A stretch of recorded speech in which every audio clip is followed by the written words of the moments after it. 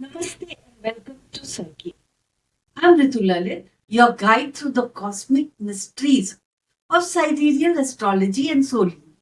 Today we're diving into one of the most important transits of the year, that is Jupiter's journey through Taurus. This starts on April 24th, 2025. Look, this is not just a planetary movement. This is a shift in our collective consciousness. This is really important. Let's explore what it means for all of us. On April 24th, 2025, Jupiter, also known as Guru in Vedic astrology, leaves Aries and enters Taurus. Now, Aries is fire. It is ruled by Mars and it is very aggressive. Whereas Taurus is an earth sign. Mind you, I'm talking about sidereal astrology. I always, unless I explain it otherwise, I always talk about sidereal astrology. Now, Taurus is an earth sign. This transition is a shift because from Aries, which is fast moving, passionate, always on the go, we are moving into a slow moving time.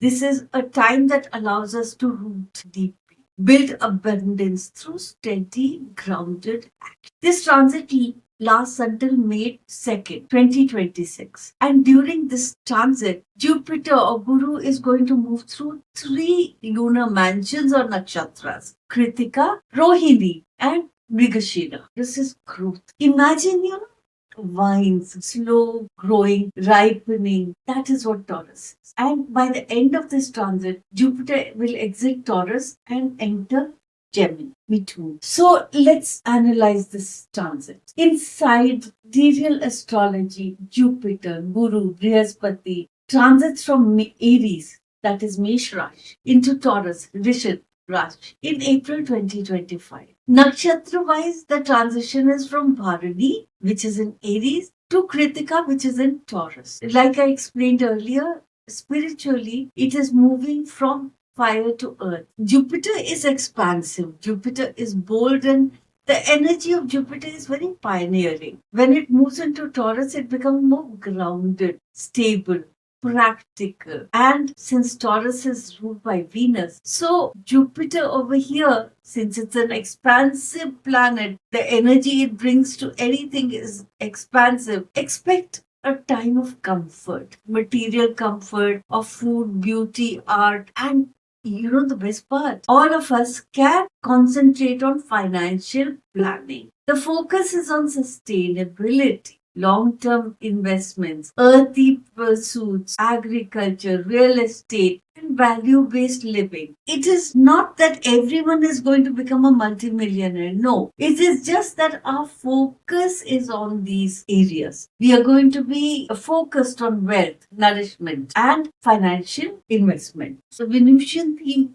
are always learning through pleasure, through art, through nature. If you have a very strong Venus, I think very often even your beauty rituals are more beneficial than meditation. So you can imagine when Jupiter enters this area, everything is going to become very artistic, very comfort oriented. Now let's talk about the nakshatras involved. Jupiter enters Taurus in Kritika, the Taurus part of Kritika, on April 24th and is there till mid June 2025. Now, Kritika is ruled by Agni, the fire god, and brings the energy of purification and courage into play. You will be called upon to cut toxic patterns, clean up your financial life, and become more disciplined in your health.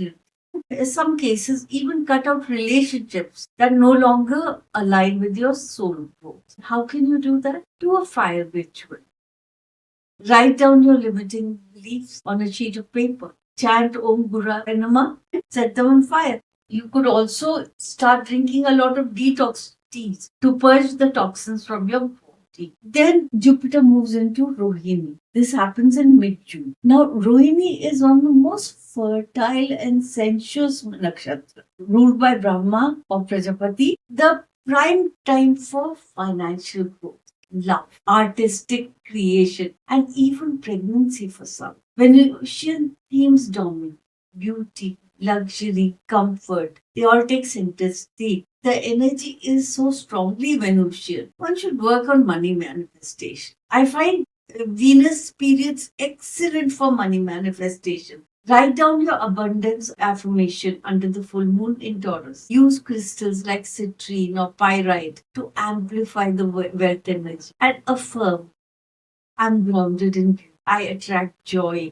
I receive abundance with ease. Jupiter goes retrograde around October 9th, 2025 to 2026. And the retrograde happens in Rohini. I want to address this also. Remember that retrograde is nothing to be tense about. Retrograde simply means that the action you are taking is not outward in the world. The action you are taking is inner. It is internal. Abundance is not always external. Abundance can be internal. Sometimes it's just spiritual wisdom waiting to bloom. Try grounding meditations around this retrograde time. Try root chakra balancing or healing. Reconnect with old teachers or old teachings that were once so inspirational for you. During the retrograde, you can affirm, I honor divine timing. Every pause holds a purpose. Internalizing wisdom is a very lasting growth factor. Focus on inner growth during retrograde. Revisit your old financial goals.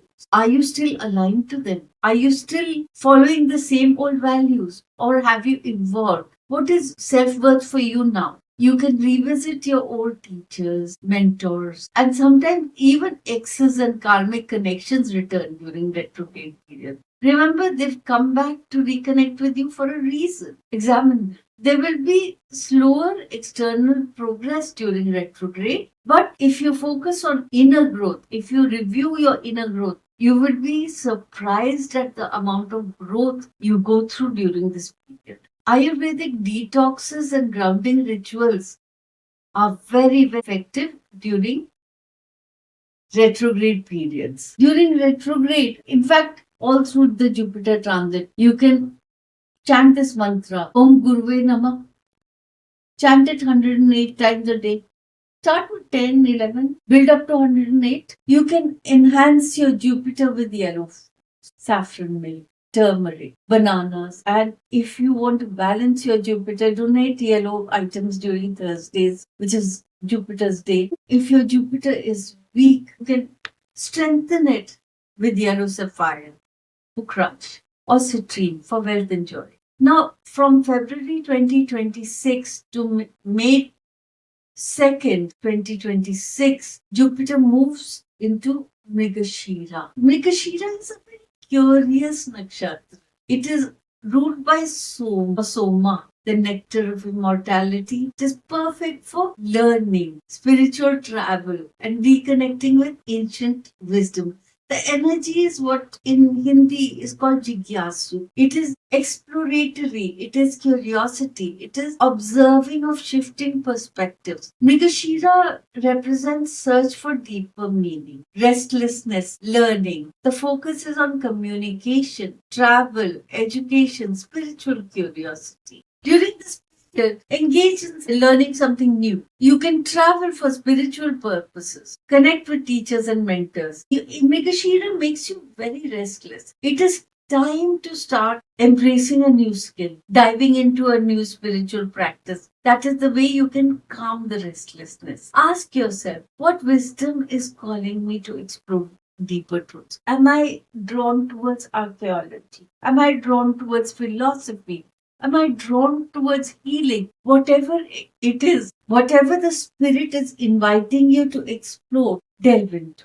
Now, let me tell you how this Jupiter transit affects your moon and rising sign. Mesh Rashi, Lagna, Aries moon, rising. The transit affects your second house. The focus is on money, family, speech, self-worth. This can bring increase in flow of what you already have. It can increase your income. It can ask you to improve your eating habits. You could even have some potential gain from family inheritance or real estate. Practice gratitude for what you already have. If you practice gratitude, if you give thanks, more will flow into you. Now, Taurus, moon and rising. This is a first house transit. It's a major personal upgrade. Your identity, your appearance, your health, your spiritual growth get a little bit more polished. You may feel wiser, calmer, more aligned to your value. Reinvent yourself with grace. Say yes to mentorship and higher learning. Gemini Moon, Gemini Rising. It's a 12th house transit.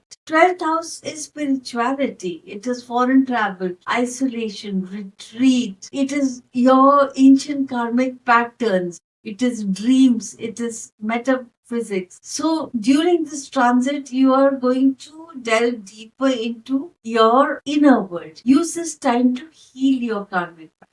Study your dreams. Keep a dream journal. Consider donating for spiritual causes. Now, Cancer Moon, Cancer Rising. This transit is in your 10th house. Wish fulfillment, new friendships, gain from networks, recognition and community, all the good stuff. This time, this is your period to launch big dreams. Join spiritual and business groups. Focus on your long term goals. Collaborate to expand. Leo Moon, Leo Rising. This is a 10th house transit. Career expansion, public image, higher purpose alignments are supported in your journey right now by your teachers, your bosses, your mentors. They're going to be very, very involved in your rise in prominence. Leo, you're a leader, natural born leader. Lead with integrity. Spiritual discipline will bring you big rewards. Virgo, Moon, Virgo rising. Kanya Rashi, this transit is in your 9th house. It's time to embrace dharma, wisdom, spiritual teachings. Travel for higher learning, connect with teachers, publish your knowledge. Virgo, Moon, and Rising. This is a good time to learn a mantra or a prayer. A new mantra that you can chant daily. Libra Moon, Libra Rising. This transit is in your 8th house. 8th house is that of Tantra, astrology, shadow work. So it's deep transformation coming your way. You may uncover hidden talents and spiritual gifts. A cosmic tip for you: embrace stillness. Don't avoid or fear endings. Endings are always initiations into a new level. So embrace them. Scorpio. This is a 7th house transit for you. 7th house is relationships, partnerships, especially those that come with a contract, a legal document. Relationships like marriage, commitment, business partnerships. So what we are talking about is a lot of healing and a lot of focus and expansion coming in to your life by the way of your relationships. So use this time wisely. Learn to receive love and support. Learn to balance independence with connection. You don't have to go through life alone. There are people who will be very supportive. Sagittarius Moon, Sagittarius Rising. This transit is in your 6th house, which can be very challenging. But remember, challenge equals opportunity. Focus on health, discipline, karmic cleaning up, work smarter, improve your diet, and stay out of unnecessary conflicts. Revamp your food intake. Incorporate a lot of leafy vegetables and herbs and use daily routines to purify your body and mind. Capricorn, Makar. This transit is in your 5th house. 5th house is creativity, romance, children. You may teach, you may conceive, you can even launch a passion project right now. Focus on your solar plexus. Focus on your joy. Let it lead you where you need to go.